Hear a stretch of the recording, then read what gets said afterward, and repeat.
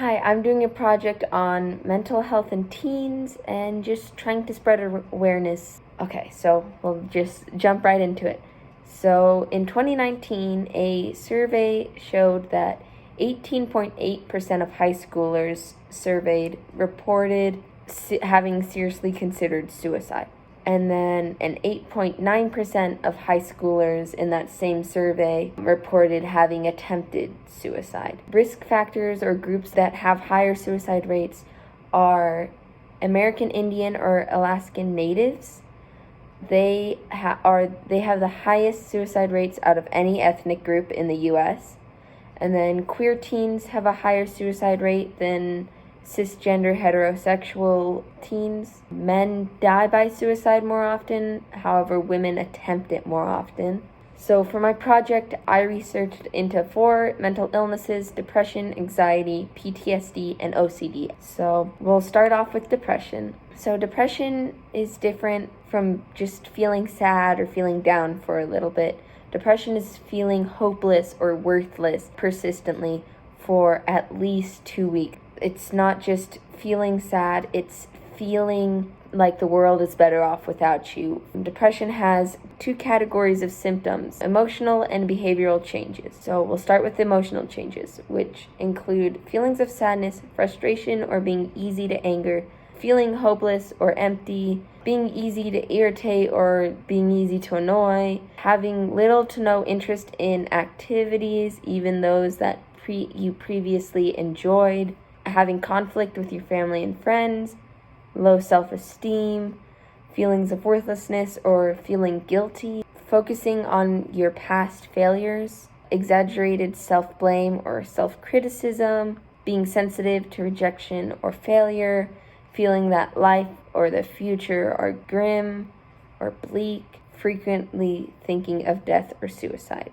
And then for behavioral changes, you have feeling tired or having little energy, dealing with insomnia or sleeping too much, changes in appetite, so eating way more than normal, eating way less, use or abuse of alcohol and drugs, feeling agitated or restless quite often, slowed movements or thinking, having inexplicable body or headaches, socially isolating yourself, doing worse in or skipping school, paying less attention to personal hygiene or appearance, acting out, doing self-harm, or making a plan or attempting suicide. We're going to move on to anxiety. Anxiety is the continued or persistent feeling of worry or nervousness, and it often stems from a buildup of stress. So symptoms of anxiety include repeated fear or worries of daily life, irritability, trouble concentrating,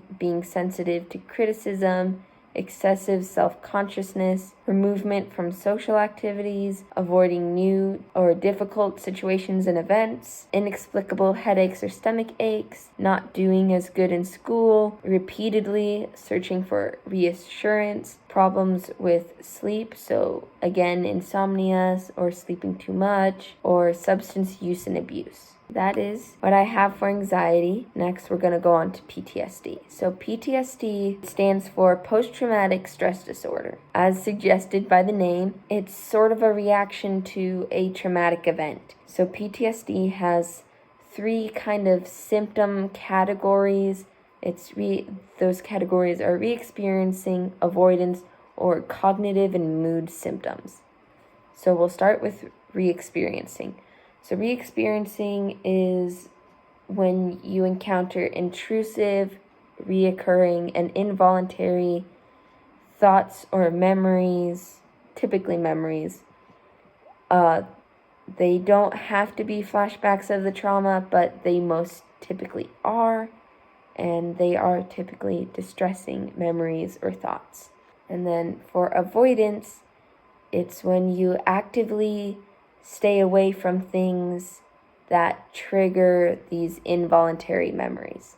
So, like, if an example I got is this woman, her significant other committed suicide, and when she got home and saw this, of course, it was a very traumatic event.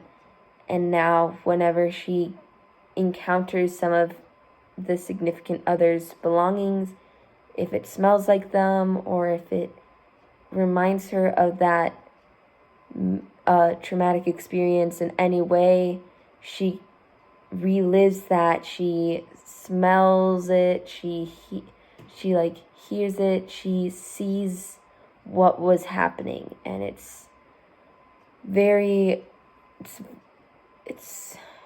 overwhelming, very distressing.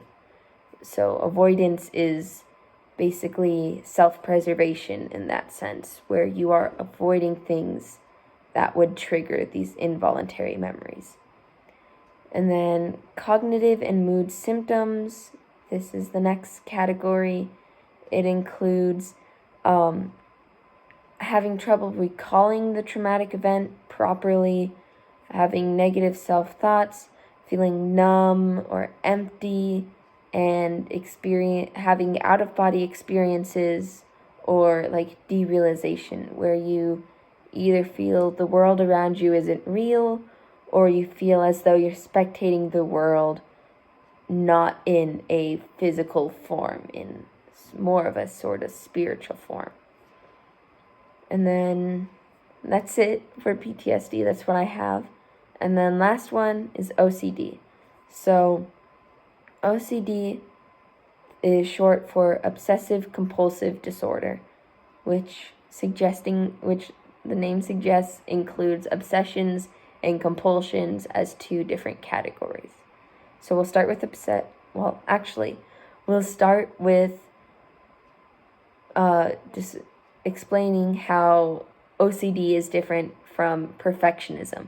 Lots of people claim they have OCD, which it is kind of a spectrum, but most people don't actually have OCD. They are perfectionists, or they have a certain way they want certain things done. So actual OCD is kind of suffocating. It's where you can't move on from something until it's been done properly, until your mind is satisfied with what has been done. It doesn't have to be necessarily, oh, I gotta get 100% on this essay. It can be something as simple as putting on your backpack. You could put the strap over your shoulder, and it could feel wrong. It could feel like you're doing it wrong many, many times as you repeat it. And with especially severe cases of OCD, you can't move on until you've gotten that correct.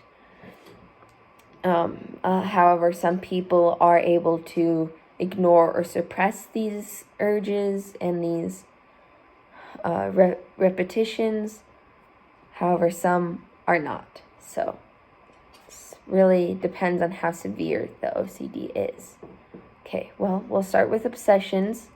So obsessions include intrusive, irrational thoughts or impulses, and these tend to be repetitive.